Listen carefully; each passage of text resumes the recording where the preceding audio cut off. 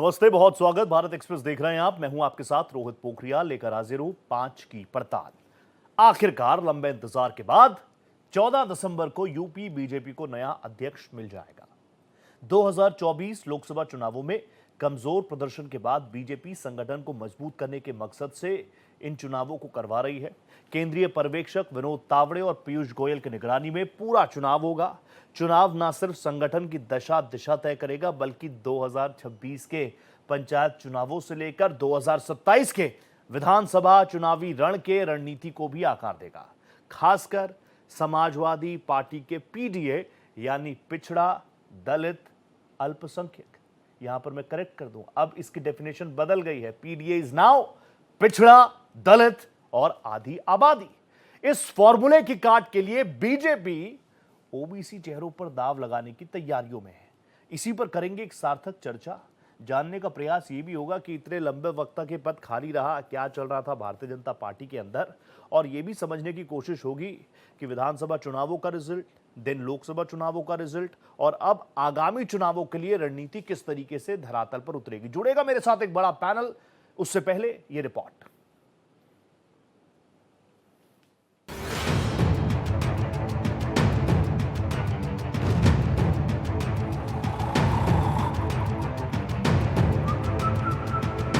UP में BJP के नए प्रदेश अध्यक्ष के नाम पर जल्द ही विराम लगने जा रहा है। बीजेपी प्रदेश अध्यक्ष के लिए 13 दिसंबर को नामांकन किया जाएगा। इसके बाद बीजेपी के नए प्रदेश अध्यक्ष के नाम की घोषणा होगी। बीजेपी सूत्रों की माने तो नामांकन होने के 24 से 48 घंटे के अंदर यूपी बीजेपी को नया प्रदेश अध्यक्ष मिल जाएगा। 1 साल से अधिक समय से प्रदेश अध्यक्ष की कुर्सी को लेकर संशय जारी था। मौजूदा प्रदेश अध्यक्ष भूपेंद्र चौधरी का कार्यकाल खत्म हो चुका है। इसके साथ ही प्रदेश अध्यक्ष की रेस में कई नाम हैं। धर्मपाल सिंह लोधी राजपूत समुदाय से आते हैं। आंवला बरेली से विधायक मंत्री हैं। पंकज चौधरी कुर्मी समुदाय से आते हैं। महाराजगंज से सांसद केंद्रीय मंत्री। बीएल वर्मा लोधी समुदाय के प्रमुख नेता हैं, राज्यसभा सांसद मंत्री। हरीश द्विवेदी यूपी में पार्टी का ब्राह्मण चेहरा है, बस्ती से 2 बार सांसद। साध्वी निरंजन ज्योति निषाद मल्लाह समुदाय से आते हैं, फतेहपुर से 2 बार के सांसद। स्वतंत्र देव सिंह कुर्मी समुदाय से आते हैं, विधान परिषद के सदस्य मंत्री।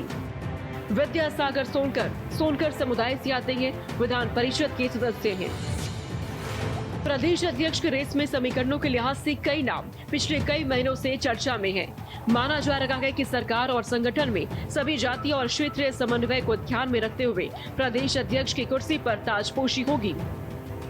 पिछले दिनों साध्वी निरंजन ज्योति की अमित शाह से मुलाकात के बाद अटकलें और तेज हो गई हैं। यूपी बीजेपी का जो भी चेहरा होगा 2027 के चुनाव को ध्यान में रखकर ही बनाया जाएगा, क्योंकि 2024 के चुनाव में भले ही बीजेपी का वोट प्रतिशत ज्यादा रखा हो, लेकिन समाजवादी पार्टी की सीटें ज्यादा आई थी।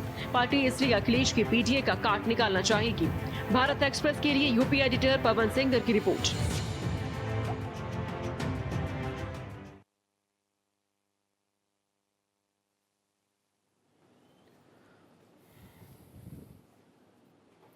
तो मैं आपको बता दूं, ये मामला जो है अब 2027 है, उससे पहले पंचायत के भी चुनाव है और पिछले 1 से 1.5 साल का वक्त हो गया है जब से ये पद पर कौन आएगा कौन नहीं आएगा, क्या मंथन होगा, क्या चिंतन होगा, इन तमाम चीज़ों को लेकर बातचीत होती रही है।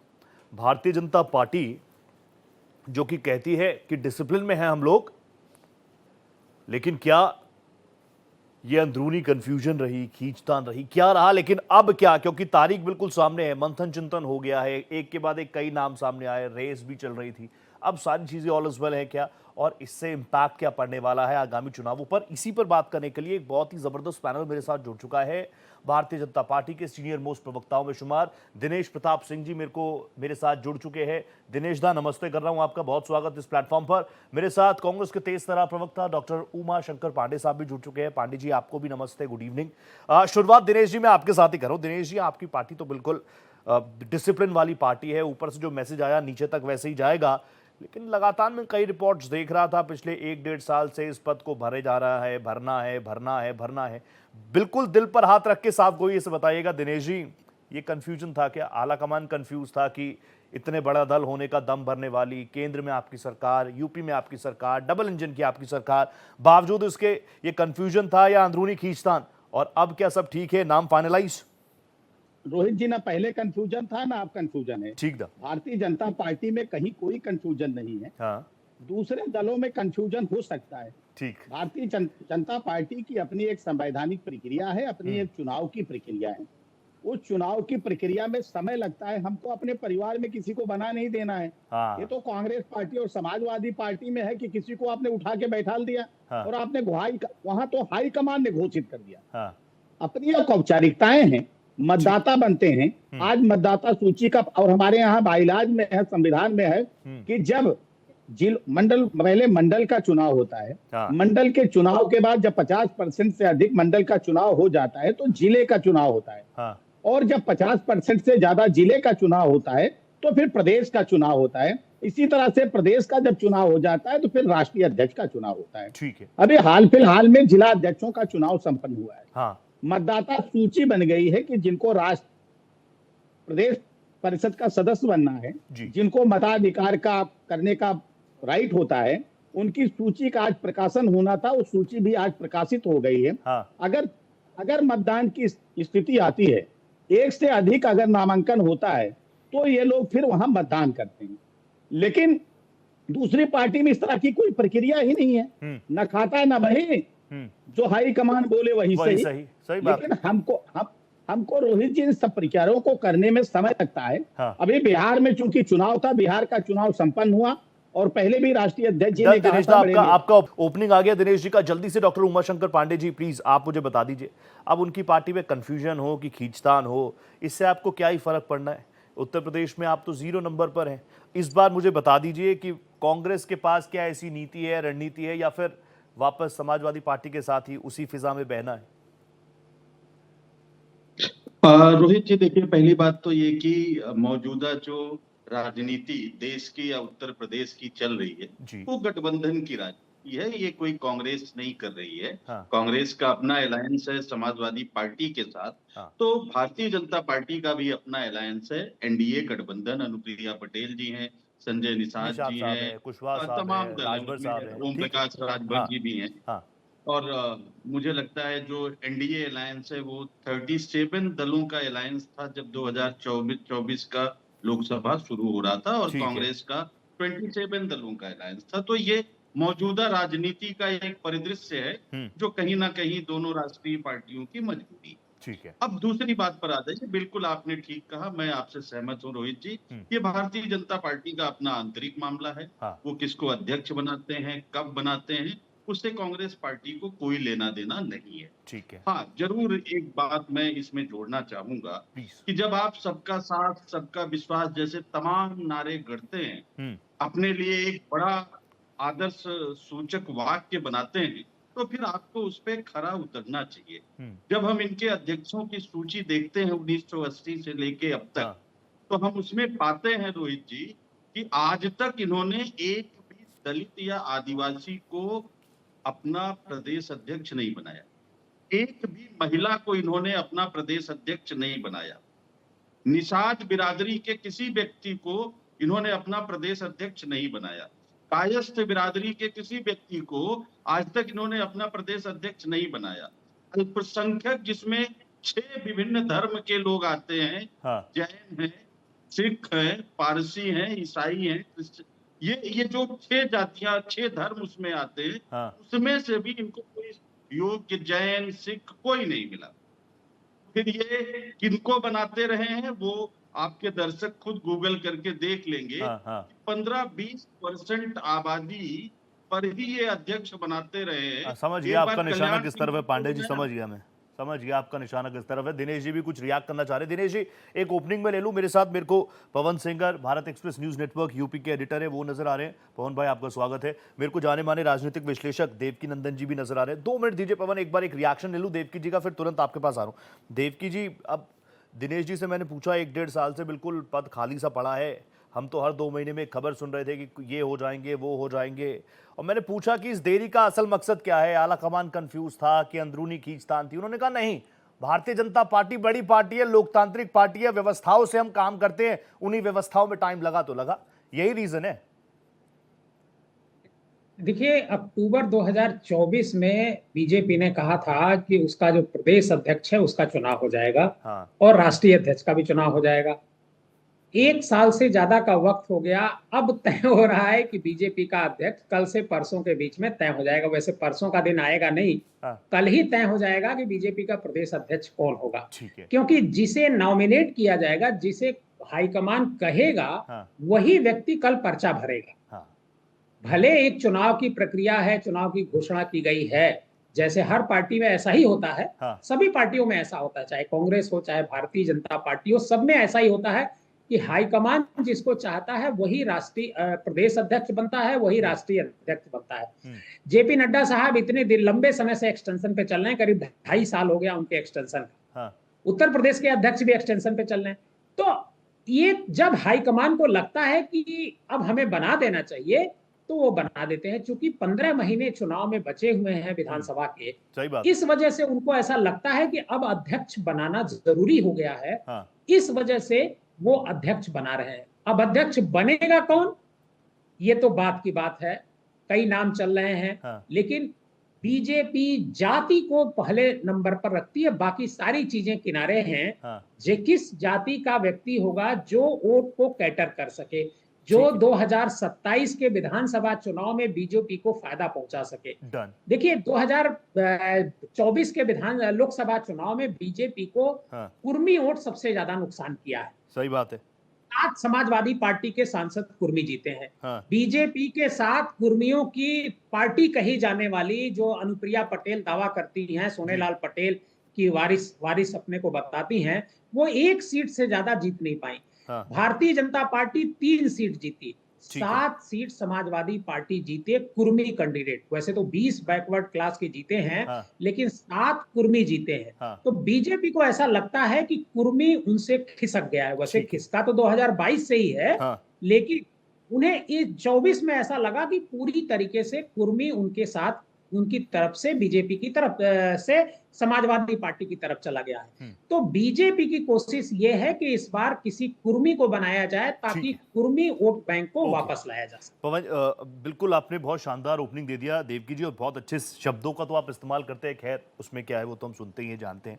लेकिन मैं ये भी पूछना चाहूंगा आपसे कि क्या भारतीय जनता पार्टी जो विधानसभा चुनाव में वोट प्रतिशत रहा, उसके बाद जो लोकसभा चुनाव हुआ पिछला, जिसमें समाजवादी पार्टी ने जबरदस्त करिश्माई प्रदर्शन किया, भले ही वोट शेयर ज्यादा बीजेपी के पास था लेकिन सीटें ज्यादा समाजवादी पार्टी जीत गई। फिर बीच में हमने पीडीए फॉर्मूला सुना, पीडीए फॉर्मूले की काट भी निकालनी है। तो मेरा तो अगला सवाल आपसे यही होगा कि क्या प्रदेश अध्यक्ष चुनने के लिए भारतीय जनता पार्टी भी प्रेशराइज महसूस कर रही है कि नहीं कर रही? एक रिएक्शन में जल्दी से पवन भाई से ले लेता हूं। पवन जी, प्लीज आप मुझे बताइए, आप किस तरीके से देख रहे हैं? आप तो लगातार ग्राउंड पर रह रहे हैं। मंथन, चिंतन, मीटिंग्स का सिलसिला, कई मीटिंग्स को आपने कवर किया, 1 साल का इंतजार, ये क्या संकेत है?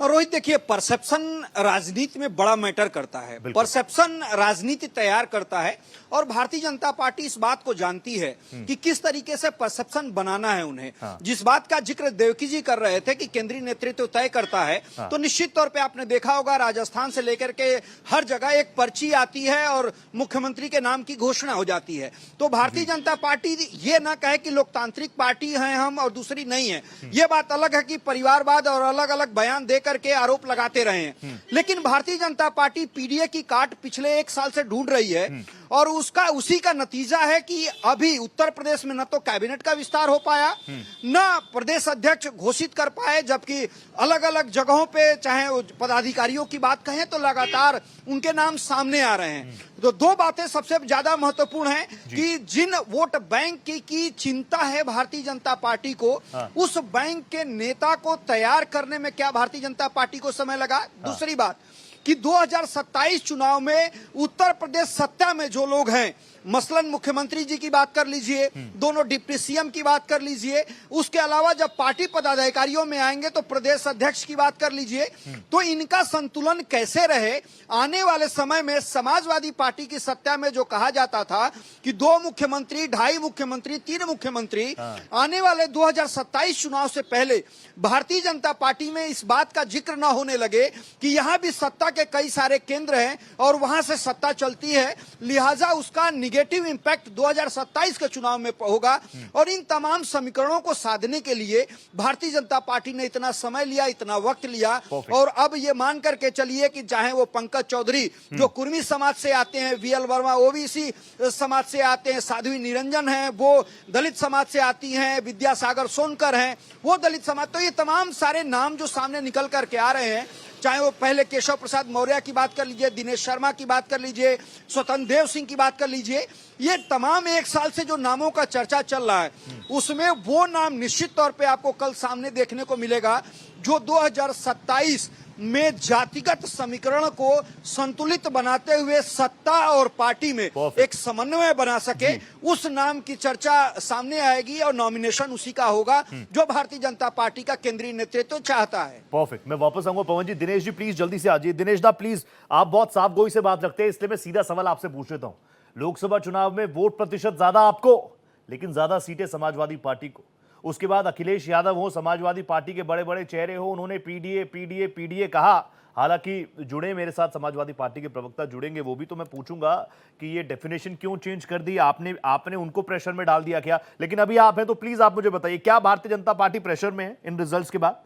और इसलिए क्योंकि ज्यादा वक्त तो बचा नहीं, 13 महीने 14 महीने, और जिसको भी आप कैप्टन बनाएंगे, कैप्टन के सामने टारगेट तो जो मैं सुन रहा हूं मीडिया रिपोर्ट्स में 300 पार 300 पार 300 पार, टारगेट बड़ा नहीं है,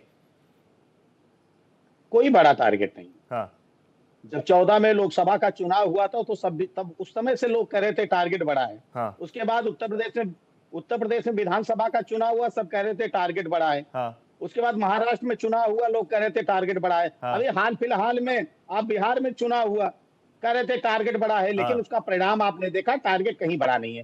दूसरा, आपने रोहित जी जो कहा जी सर कि पिछले जो लोकसभा के चुनाव में उत्तर प्रदेश में भारतीय जनता पार्टी को कम सीटें आई, उसका कारण क्या है कि समाजवादी पार्टी या कांग्रेस पार्टी की युगलबंदी ने एक झूठ फैलाया। राहुल गांधी एक लाल किताब लेके घूम रहे थे संविधान के नाम पर।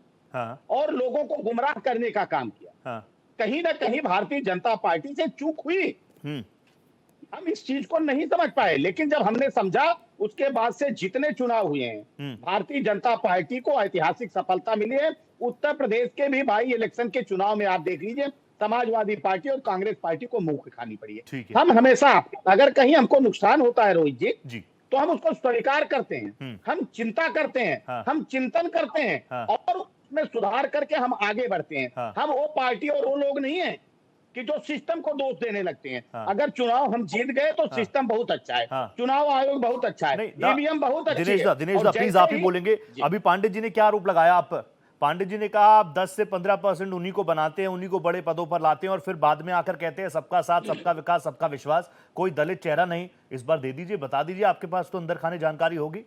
पांडे जी हैं, दिनेश जी, रोहित जी, हमको वो लोग राय दे रहे हैं। हाँ। वो राय बहादुर हैं। हाँ। जिनको एक परिवार के आगे नहीं निकल पाते, और जब परिवार के आगे निकलते हैं तो उनकी धोती खोल दी जाती है। हाँ। तो कृपया करके वो लोग हमको सलाह न दें, उनके सलाह की जरूरत नहीं है। ठीक है। भारतीय जनता पार्टी का योग्य कार्यकर्ता ही बनेगा। हाँ। देखिए, एक तो चुनाव जीतना निश्चित तौर पर, हम सारे दल के लोग राजनीतिक कार्यकर्ता हैं, तो हर दल के लोग चाहते हैं कि हम चुनाव जीते, चुनाव जीतना भी चाहिए, लेकिन उसके साथ साथ हमको संगठन को भी मजबूत करना है। कौन सी पार्टी है, किसने अपने देश भर में अपनी सदस्यता अभियान चलाई, जरा बता दे। हाँ। ये लोग तो दो तरह की पार्टियां होती है, मैं बार बार कहता हूं, समझिए कि हम लोग 365 दिन 24 घंटे काम करते हैं। हाँ। 24/7। हाँ, लेकिन ये लोग सिर्फ चुनाव के समय जो है, मौसम की तरह, जैसे बरसात का सीजन आया और निकल पड़े, तो जीव जंतु निकल पड़ते हैं, वैसे निकल पड़ते हैं। और जैसे चुनाव संपन्न हुआ वैसे विदेश चले जाते हैं। अभी पार्लियामेंट खत्म नहीं हुआ कि इनके नेता चले गए। ये हाल है अगर पार्टियों का। इस तरह की पार्टी की पॉलिटिक्स रोहित जी नहीं हो सकती है, और भारतीय जनता पार्टी जो कहती है उसको हम करते हैं। ठीक है। और जिसकी बात, एक अंतिम मूल आपका सवाल, बोलिए, चलिए 10 सेकंड दे रहा हूं। इन्होंने गिना दिया।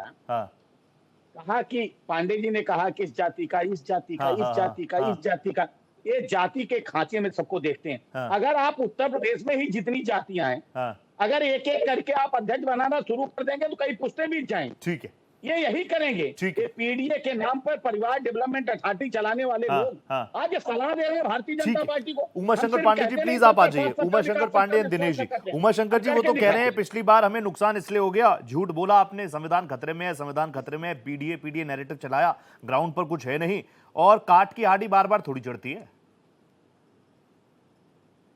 और देखिए रोहित जी, बिल्कुल दिनेश जी अपनी पार्टी का बचाव कर रहे हैं, लेकिन अंदर से ये भी जानते हैं कि काट की हाड़ी असल में इनकी है। हमारी तो वो आजादी के तमाम तपिश में जलकर जो सोने वाली हाड़ी है ना, वो हमारी है। काट की हाड़ी इनकी है, जो अच्छे दिन, 15 लाख, 2 करोड़ रोजगार प्रतिवर्ष जैसे तमाम काट के जुमले और वादों के दम पर चढ़ गई, लेकिन यूपी में आके 24 में जल के खाक हो गई। अब इनको असल में चिंता उसी बात की है, और कि क्या ये इनकी काट की हाड़ी जो जल के राख बन गई है 2024 में, वो थोड़ी बहुत जो बची हुई है हांडी इनकी, क्या वो फिर से कुछ पका पाने में सक्षम है? असली लड़ाई इसी बात की है। चलिए कांग्रेस के बारे में बताइए जल्दी से पांडे जी प्लीज मुझे। वो तो कह रहे हैं देखिए 300 पार का टारगेट भी बड़ा नहीं है। आ रहा हूं दिनेश जी, तुरंत आ रहा हूं। दिनेश जी तुरंत आ रहा हूं। वो तो अपना टारगेट लेके निकल चुके हैं। Where is Congress? रोहित जी देखिए टारगेट देते 400 पार का नारा था ना इनका, धराशायी हो गए, बैसाखी पर आ गए। बातें बड़ी बड़ी, जम्मू कश्मीर में 44 पार, हिमाचल में 40 पार, ये 40 पार प्रधानमंत्री जी कहेंगे, 75 पार कोई प्रधानमंत्री नहीं रहेगा, फिर उसी पर यू टर्न मार जाते हैं। देखिए ये झूठ बोलने वाले, मैं कुछ तथ्यात्मक बात कर लूं। ठीक है, देखिए ये एक बात समझिए, लड़ाई है कहां? बीजेपी लंबे समय से प्रदेश अध्यक्ष नहीं दे पाई, और अभी 98 में से 14 जिला अध्यक्ष भी नहीं दे पाई है। बड़ी मुश्किल से अभी 4 दिन पहले 14 नए जिला अध्यक्ष घोषित किए, और जिनको चुनाव करना है मंगलवार को, वो 400 लोगों को इन्होंने डिक्लेयर किया। समझ रहे हैं? तो वो पर्ची इनके यहाँ एक आती है नागपुर से, एक पर्ची आती है मोदी साहब प्राइवेट लिमिटेड कंपनी से, दोनों पर्चियां टकरा गई है।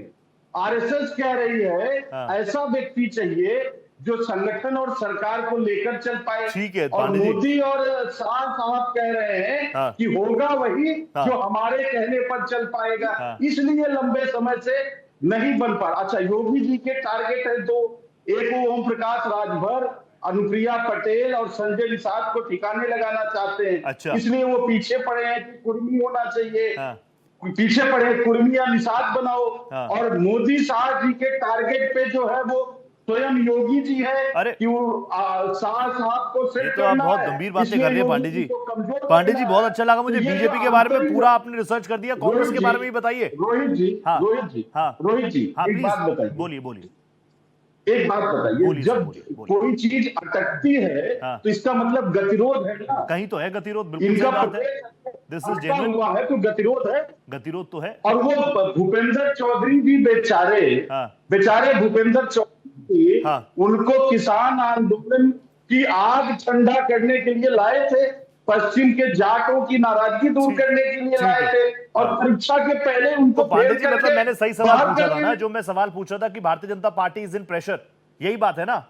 BJP is in pressure, double engine की सरकार टकरा रही है और सबके निशाने अलग अलग हैं। ठीक है 20 सेकंड, फिर देवकी जी और मोहन भाई के पास जा रहा हूं। दिनेश जी 20 सेकंड, टकराव है अंदर। उमाशंकर जी को असल में लगता है कि जैसे संघ और भाजपा की सभी बैठक में बैठते हूँ, अभी तक किसी को पता नहीं, लेकिन आपने इनसे सवाल भी पूछा था अपनी पार्टी के बारे में, कांग्रेस पर भी सवाल पूछूंगा, वहाँ किसी को ज्ञान नहीं है। हम कह रहे गतिरोध है, पांडे जी बीच में नहीं बोलते। आपने अरे जहां गति होगी वहीं तो होगा। जब कांग्रेस शून्य हो गई, कोई गति ही नहीं, गतिहीन हो गई है, पंचर हो गई, साइकिल पर सवारी करना चाहते हैं, उसमें गतिरोध कहां से आएगा? ठीक है दिनेश, हम चलते हैं। हमने 400 का नारा दिया, सरकार आप बना ली है क्या?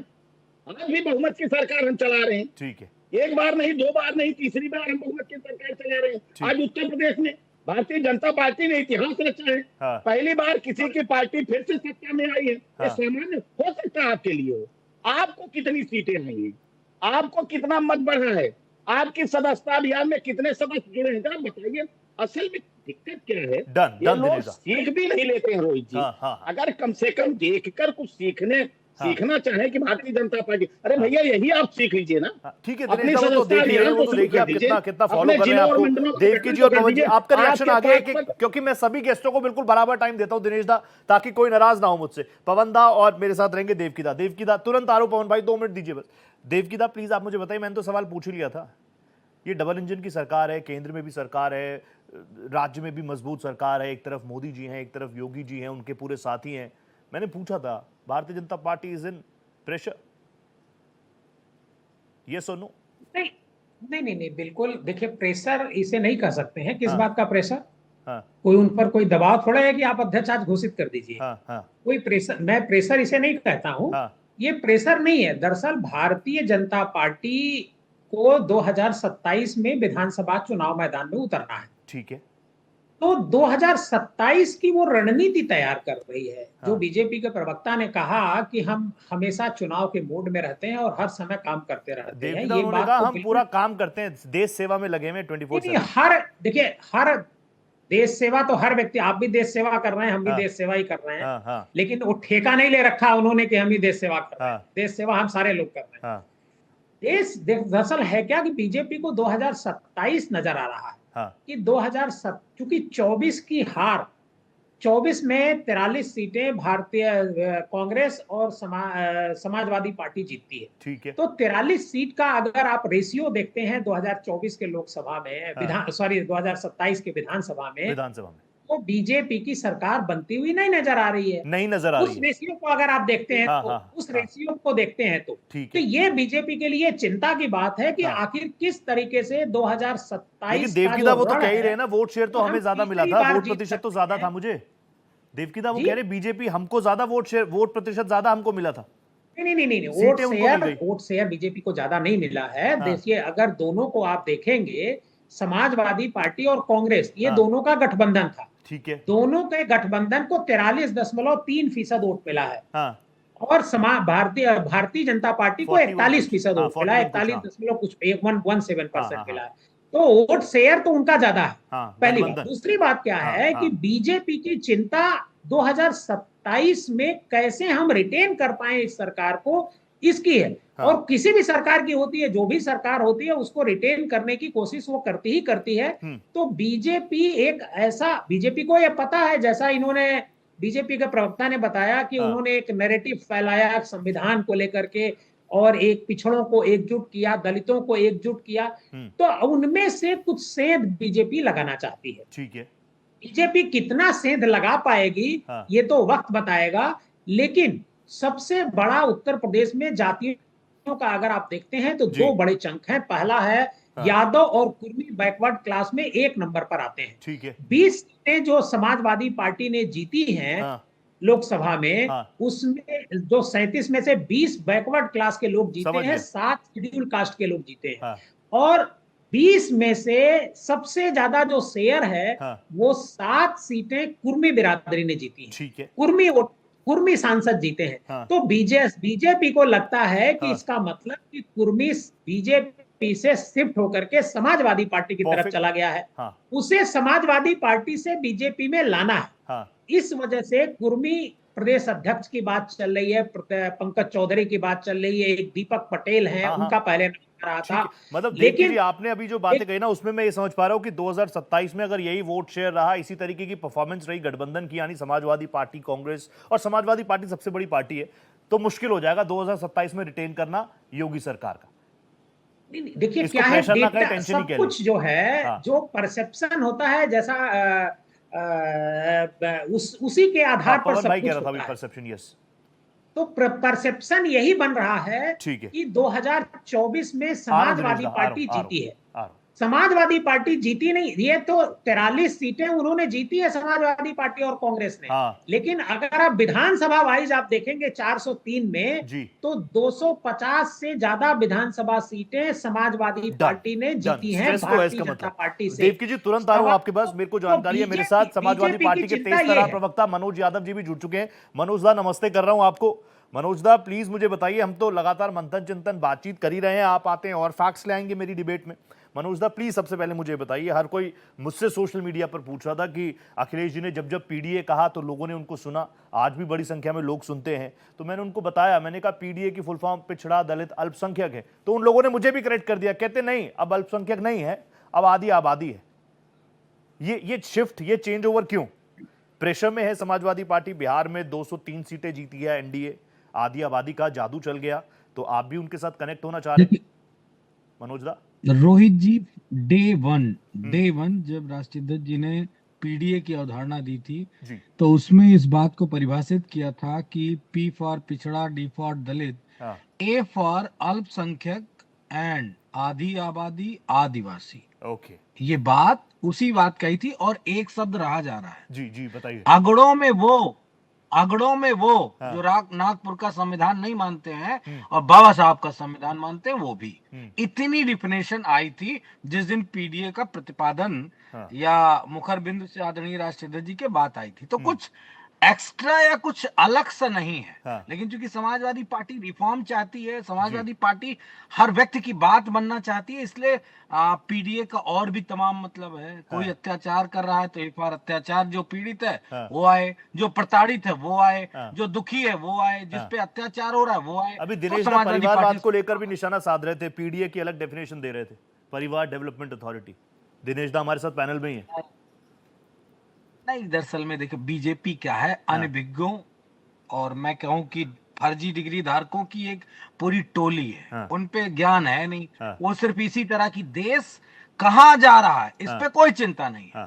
अमेरिका कैसे भारत को प्रताड़ित कर रहा है इस पे कोई चिंता नहीं। मनोज दा वो कह रहे हैं चौथी अर्थव्यवस्था बना दी हमने, डेवलपमेंट अथॉरिटी का। मनोज दा वो कह रहे हैं बीजेपी ने चौथी अर्थव्यवस्था बना दी, चौथी सबसे बड़ी अर्थव्यवस्था बना दी बीजेपी ने। आप कह रहे हैं कैसे लोग हैं, फर्जी डिग्री धारक है। साहब अडानी अंबानी की अर्थव्यवस्था को देश के पावर बहुत डाउन हो गया है। आपको पता है आम आदमी का जीवन जीना मुश्किल हो गया। मैं आपसे सवाल पूछता हूँ, जो लहर जो आपके सेक्टर, मीडिया सेक्टर में जो बात आज से 10 साल पहले थी, जो बूम था, जो लोगों को बेहतरीन पैकेजेस प्राइवेट सेक्टर से लेके और हर जगह मिल रहे थे, क्या वो आज की स्थिति में है? आज की स्थिति में है क्या वो? उनसे पूछिए ना कि कौन सी अर्थव्यवस्था। हाँ, भारतीय जनता पार्टी की चौथी अर्थव्यवस्था रही हो या पांचवी रही हो, वो नंबर 1 पे आ गई। नंबर 1 पे टॉप इनके ऑफिसेज हो गए, टॉप क्लास के इनके जेट प्लेन हो गए, टॉप क्लास के आरएसएस का ऑफिस बन गया और सारे दिनेश सिंह जैसे लोगों के अकाउंट में उसके रुपया भर गया। रोहित जी, ये बात कहने में मुझे कोई संकोच नहीं है, पैसा इतना है कि यहाँ से भी ऊपर होगा, यहाँ से भी ऊपर होगा। तो बस इतनी सी बात है। बीजेपी को शायद अपनी अर्थव्यवस्था की जगह दुनिया में भारत की अर्थव्यवस्था की बात करनी चाहिए। ठीक है मनोज दा प्लीज, मैं एक बार पवन भाई से, पवन सिंगर है हमारे, यूपी एडिटर हैं भारत एक्सप्रेस के, आप तो जानते होंगे।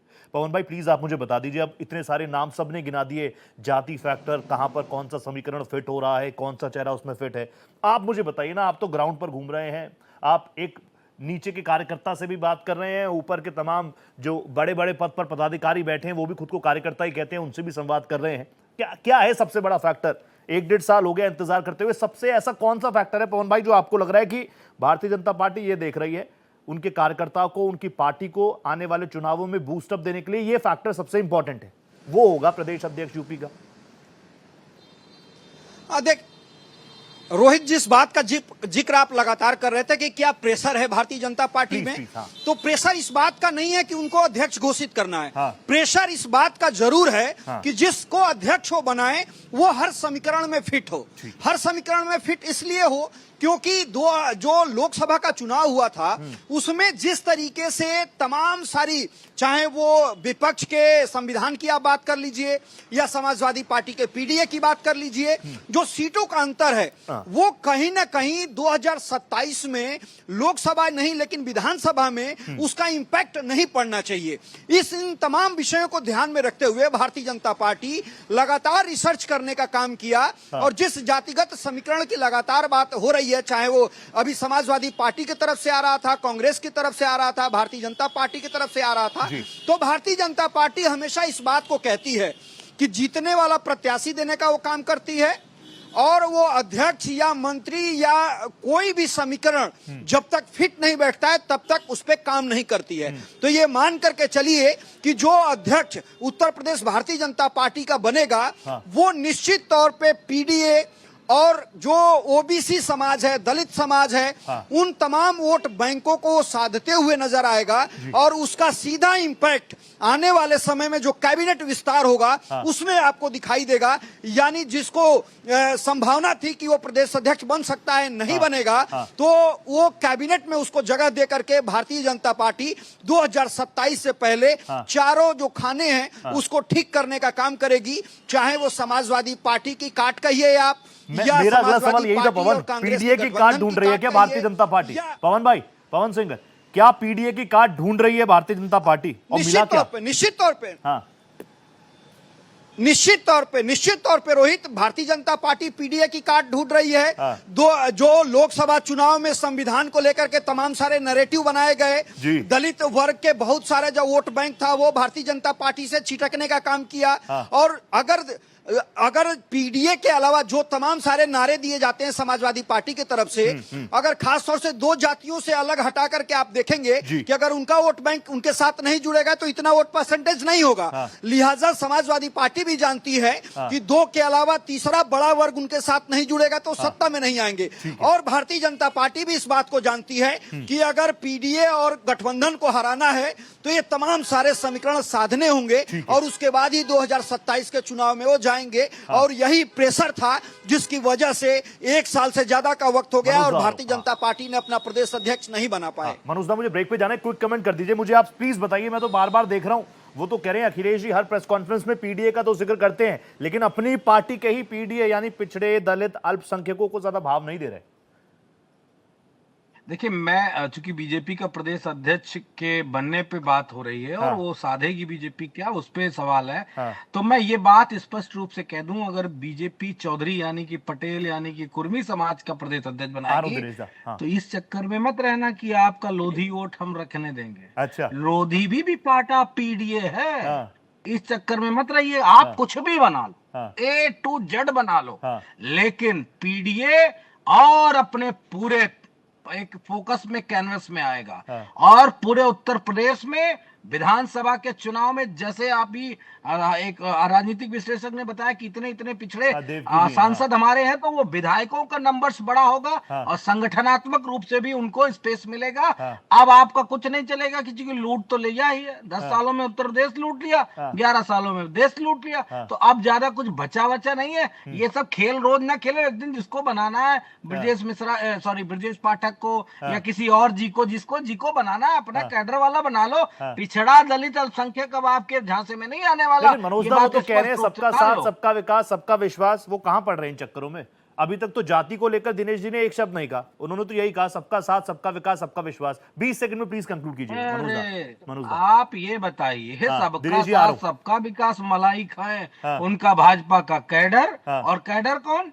अभी मैं कहूंगा तो बुरा लगेगा, लेकिन सभी समझते हैं कैडर कौन है बीजेपी का। मलाई वो खाए, मलाईदार पदों पर वो बैठे, सारी चीजें वो ले, पिछड़े उप मुख्यमंत्री के लिए स्टूल और अगड़े मुख्यमंत्री के लिए दिनेश दा प्लीज जल्दी से रिएक्ट करिए। दिनेश दा, मुझे कुछ थोड़ी नहीं कहना, ये तो बीजेपी मंथन करे। दिनेश दा प्लीज, उन्होंने तो बोल दिया आप किसी को भी बना लो, A to Z कुछ भी कर लो। मनोज यादव जी ने तो, मनोज दा ने तो यहाँ से चैलेंज कर दिया, कोई स्कोप नहीं है आपके लिए अब। नहीं, मनोज जी के कहने से हम अध्यक्ष थोड़ी बनाएंगे या कांग्रेस पार्टी के कहने से अध्यक्ष बनाएंगे? नहीं, वो कह रहे हैं अध्यक्ष आप बना लीजिए, सरकार वो बनाएंगे। रोहित जी, हाँ प्लीज दिनेश दा आप ही बोलेंगे। हाँ बोलिए। बिल्कुल, एक तो मनोज जी एक तो डिग्री बांटने का काम कर रहे थे, तो भारतीय लोकतंत्र में डिग्री जो है सर्टिफिकेट देने का काम जनता करती है, नेता नहीं करते हैं। नेता तो उनको डिग्री लेने के लिए उनके पास हाथ जोड़कर जाते रहते हैं, लेकिन लोकतंत्र में डिग्री देने का काम वही करते हैं, नंबर 1। दूसरी चीज, मनोज जी जो कह रहे थे समाजवादी पार्टी पीडीए जरूर करती है। पीडीए कहेगी कब तक? जब तक टिकट बंटवारे की बात नहीं आएगी तब तक वो पीडीए की चर्चा करेंगे। जैसे ही तब तक तो पिछड़ा, दलित, अल्पसंख्यक, आदिवासी सब रहेगा, लेकिन जब टिकट की बात आएगी तब उस समय इनका पीडीए परिवार डेवलपमेंट अथॉरिटी हो जाता है। जितने भी चुनाव हुए आप देख लिए बाई इलेक्शन का, किसको इन्होंने टिकट दिया? सिर्फ परिवार को टिकट दिया। तो इसलिए मैं कह रहा हूं करनी और कथनी में ये अंतर है। और दूसरी चीज और कह रहे थे कि कि भारतीय जनता पार्टी की सरकार ने अपने कार्यकर्ताओं के अकाउंट को भर दिया। अरे अपराधियों के संरक्षण में चलाने वाले सरकार के लोग, समाजवादी पार्टी, आज जब उनकी कमर टूट गई, जब अपराधियों की कमर टूट गई तो पीड़ा हो रही है। तो पीड़ा स्वाभाविक है। अभी ये पीड़ा और बढ़ेगी रोहित जी, अभी ये पीड़ा कम होने वाले नहीं है, क्योंकि उत्तर प्रदेश की जनता अभी और पीड़ा देगी। भैया का नाम सुना है नहीं सुना है? अभी कालीन भैया के छोटे भाई कोडीन भैया, नाम सुना है नहीं सुना है? कोडीन भैया, गजब बात है। अरे माफिया कोडीन भैया आपके हैं, कालीन भैया आपके हैं, खनन भैया आपके हैं, और आप यहाँ टीवी पे ज्ञान दे रहे हैं। अरे बड़ी गजब बात कह दी प्रताप सिंह ने। कम से कम सोचो कि 10 सालों में उत्तर प्रदेश को बर्बाद कर दिया आप लोगों ने, बर्बाद कर दिया। इसी दलित समाज के लोगों को जूते पे थूक के चटवाया है दिनेश प्रताप सिंह जी, आपकी जाति के लोगों ने। उत्तर प्रदेश में दलित के एक दलित बुजुर्ग को पेशाब चटवाई है आपकी जाति के और आपके आरएसएस के लोगों ने। आप किस मुंह से ये बात कहते हो? किस मुंह से बात कहते हो? रोहित जी आप सोचो, उत्तर प्रदेश कहाँ जा रहा है? नहीं मनोज दा, वो तो कह रहे हैं, तो क्रिमिनल एक्ट था। पुलिस प्रशासन, लॉ एंड ऑर्डर, हमने व्यवस्था बिल्कुल टाइट कर दी है, पुलिस ने उनको भी टाइट कर दिया। ये तो क्रिमिनल एक्ट हो गया ना। आप सीधा सीधा उनको कह रहे हैं कि आपकी जाति के लोगों ने, आपकी सरकार के लोगों ने। ये ठीक है क्या मनोज दा? अरे रोहित जी, आपने सबसे ज्यादा दलितों पर अत्याचार किसकी सरकार ने किया? आपने सुना क्या? हमारी सरकार में किसी दलित को पेशाब चटवाया गया क्या? किसी को थूक के चटवाया गया जूते पे क्या? सबसे ज्यादा की जाति के लोग, आरएसएस के लोगों ने, बीजेपी के लोगों ने। ठीक है मनोज दा, मैं जानता हूं आप भी बहुत शानदार व्यक्ति हैं, दिनेश दा हैं, सब सीनियर लोग हैं। कुछ चीजें हैं जो हमको देखनी भी चाहिए, इग्नोर भी करनी चाहिए, लेकिन ऐसा है नहीं, मेरे देश में होना भी नहीं चाहिए। लेकिन पांडे जी प्लीज, मैंने जो सवाल पूछा था बीजेपी के बारे में तो सारी बातें आपने बता दी। कांग्रेस के बारे में मेरे को अभी भी मेरे जहन में वही विजुअल्स आते हैं कि राहुल गांधी जी यात्रा निकालते हैं तो यूपी के भी कई इलाकों को छुआ था उन्होंने, उसके बाद से वेयर इज कांग्रेस? ठीक है रोहित जी, देखिए पहली बात तो अभी भाजपा के मंत्री जी कह रहे थे कि सब कुछ हो रखा है, केवल उस प्रक्रिया को पूरा करना बाकी रह गया है, सब मनोनयन कर लिया है। ठीक है, यानी कि ये जो वोट की प्रक्रिया होगी, ये मंत्री जी ने ही बता दिया कि ये सब फर्जी है। जैसे तमाम आपने खुद सुना, आपके दर्शक समझ गए कि ये प्रक्रिया पूरी की जा रही है, बाकी सब फर्जी है। हमारे यहाँ कैसे होता है, दिनेश जी भी कह रहे थे, देखिए ये मेरा वोटर आईडी कार्ड है। रोहित जी, आपके दर्शक देख पा रहे होंगे जी, ये जब हमारे यहाँ चुनाव होता है तो बाकायदे वोटर आईडी कार्ड बनता है। शशि थरूर जी और खरगे साहब के बीच राष्ट्रीय अध्यक्ष का बाकायदे चुनाव हुआ और पूरे देश ने देखा। और उसी शशि थरूर को तब भारतीय जनता पार्टी के लोग न जाने क्या क्या कहते थे, अब अपने कंधे पे बिठा के डांस कर रहे हैं। तो ये एक तरफ इनका चेहरा जो आपके चैनल पर एक्सपोज हो गया, और दूसरी तरफ हमारी प्रक्रिया है जो आपके चैनल पर सच साबित हो गई। दूसरी बात, देखिए आपके चैनल पर भाजपा के साथी ने एक और झूठ बोला। क्या? उन्होंने कहा कि सत्र चल रहा है और राहुल गांधी जी विदेश चले गए। ये सबसे बड़ा था। 14 तारीख को वोट चोरी के खिलाफ राहुल गांधी जी, मल्लिकार्जुन खड़गे साहब रामलीला मैदान में इस विशाल रैली का नेतृत्व करने जा रहे हैं। मैं दिनेश जी को भी आमंत्रित करता हूं कि वो रामलीला मैदान में आए या टीवी स्क्रीन पर देखें कि राहुल गांधी जी कहाँ है। हाँ, इनके नॉन बायोलॉजिकल प्रधानमंत्री जी है, हमारे भी प्रधानमंत्री जी है, तो वो 15 तारीख को वो भारत छोड़ के फिर विदेश जा रहे हैं। 15 और 16 को वो दूसरे देश जा रहे हैं, इसकी पुष्टि वो कर ले। अब तीसरा ईवीएम पर आ जाते हैं। ईवीएम न जाने क्या क्या हमारे ऊपर आरोप लगा रहे थे। जब ईवीएम आया हिंदुस्तान में रोहित जी, तो इनके तो नेताओं ने किताबें लिखी। जीएल नरसिम्हा ने बाकायदे ईवीएम के खिलाफ किताब लिखी। मोदी जी का भाषण देखिए, ईवीएम के खिलाफ क्या क्या बोलते रहे। हमारी जो प्रक्रिया है रोहित जी, मैं जरूर बताना चाहूंगा, हमारे यहाँ पहले मेंबरशिप होती है, फिर डेलीगेट बनते हैं, फिर एआईसीसी के मेंबर बनते हैं, फिर वो प्रदेश अध्यक्ष और राष्ट्रीय अध्यक्ष और जिला शहर अध्यक्ष का चयन करते हैं। ठीक बात कह रहे हैं और उसी का नकल 1980 में जब भारतीय जनता पार्टी बनी तो उसी का नाम बदल के इन्होंने पूरा नकल करके ये प्रदेश काउंसिल, राष्ट्रीय परिषद, Pandey ji please, Umashankar ji, doctor साहब आप बिल्कुल सही बात कह रहे हैं, मैं आपकी सारी बातें मान रहा हूँ। राजीव गांधी जी आपकी जो हमारे प्रधानमंत्री जी थे, ईवीएम लाए, सारी चीजें बहुत बढ़िया रही। मैं एक चीज और पूछना चाह रहा हूँ आपसे, 30 सेकंड और मैं दे रहा हूँ। बार बार आप लोग ही कहते हैं कि सब लोग बस राहुल गांधी जी के बारे में बात करते हैं। बहुत अच्छा किया आपने क्लियर कर दिया कि राहुल जी जो है एक बहुत बड़ी जनसभा करने वाले हैं, एक पूरा आंदोलन खड़ा होगा। मैं पूछ रहा हूँ आपसे, मैं पूछ लेता हूँ, वेयर इज प्रियंका गांधी वाड्रा? अब उन्होंने छोड़ दिया यूपी, वायनाड में ही सब कुछ होगा, आएंगी, नजर आएंगी। रोहित जी, मैं आपका चैनल बहुत समझदार है, मैं जानता हूं, आप भी बड़े पत्रकार हैं।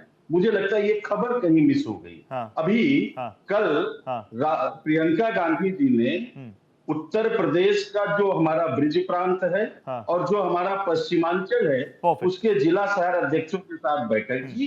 केसी वेणुगोपाल जी भी थे, अविनाश पांडे जी जो हमारे राष्ट्रीय महासचिव इंचार्ज और सारे सेक्रेटरी थे। तो ये खबर तमाम चैनलों ने चलाया, हम सबने अपने सोशल मीडिया पर। देखिए, प्रियंका गांधी जी देश की नेता है, वो तेलंगाना भी जाती है, हमको एग्रेशन नजर आएगा ना। मैं तो देखिए यही चाह रहा हूँ, हमने हमारी वेबसाइट पे भी पढ़ी है खबर जो आप बात कर रहे हैं ना डॉक्टर पांडे साहब, वो पढ़ी है हमारी वेबसाइट पे, मैंने भी पढ़ा। लेकिन मैं चाह रहा हूँ वो अग्रेशन नजर आए ना, मैं वो फाइट नजर आए। डेमोक्रेसी में विपक्ष की भी तो बड़ी जिम्मेदारी है, और एक जीतेगा, एक विपक्ष में बैठेगा। वही मैं जानना चाह रहा था। मैं बिल्कुल आखिरी में आ गया हूँ, एक एक कंक्लूडिंग कमेंट्स में ले लूं प्लीज। दिनेश जी जल्दी से रिएक्ट कर दीजिए। दिनेश जी, पीडीए से डरे हुए हैं आप, पिछड़ा, दलित, अल्पसंख्यक, आधी आबादी, आदिवासी। मनोज दा ने साफ बोल दिया कहीं आपका स्कोप है नहीं, डरे हुए हैं, इसीलिए बार बार चीजें डिले हो रही हैं।